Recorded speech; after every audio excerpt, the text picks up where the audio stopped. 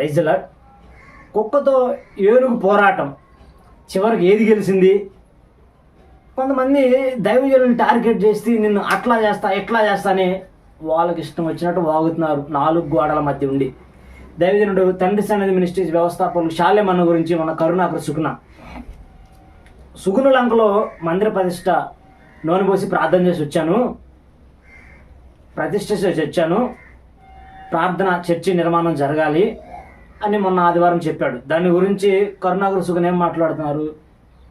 నీ ఇల్లును కూల్ చేస్తాం, అక్కడ మందిరం కట్టి చూడు, శివశక్తిని వదిలేస్తాం అని వాళ్ళకి ఇష్టం వచ్చినట్టు మాట్లాడాడు. నేనేమంటానంటే బైబుల్ గ్రంథంలో ఉన్న సత్యాన్ని చెప్తున్న దైవజనుడు, అర్థమైందా?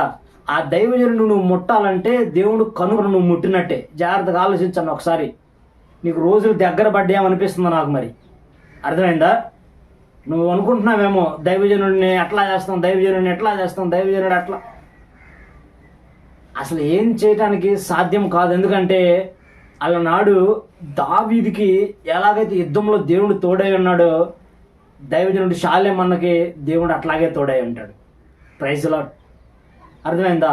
నువ్వు వేస్తున్న సవాల్ మీద నిలబడి మరి చూద్దాం. దమ్ముంటే నీ గ్రంథంలో ఉన్న సత్యాన్ని చెప్పి చూద్దాం. మరి అర్థమైనా 5వ సవాల్లో ప్రతి ఒక్కళ్ళు ఆలోచించాలి. బైబుల్ గ్రంథం చూపిస్తున్న పరిశుద్ధమైన మార్గాన్ని వాళ్ళ గ్రంథాలు చూపిస్తే వాటి మీద మాట్లాడమనండి. అర్థమైందా? వ్యక్తిగత దోషంలో వ్యక్తిగత అన్నీ నీకెందుకు? మరి ఆ వీడియోలు పెడితే 4 చూసి ఆ చిల్లర వస్తాయి యూట్యూబ్లో. మరి దాని మీద మరి నేను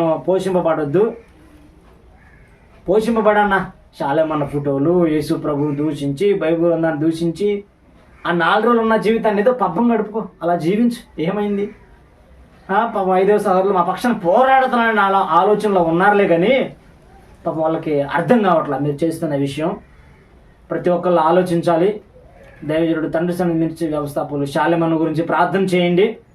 ఎలాంటి కుక్క లాంటి మాట్లాడిన మాటలు అర్థమైందా? ఏనుగు ముందు చల్లవు. తొండం తీసుకుని ఒక్కట కొడితే అర్థమైందా? ఏ జాయింట్లు ఎటుడిపోతాయో తెలియదు. ఈ ప్రత్యేక సమయంలో ప్రతి ఒక్కరు ఆలోచిస్తారని నమ్ముచు వీడియో వీక్షిస్తున్న ప్రతి ఒక్కరికి నా హృదయపూర్వక వందనాలు, శుభాలు, దైవాశీస్సులు. God bless you.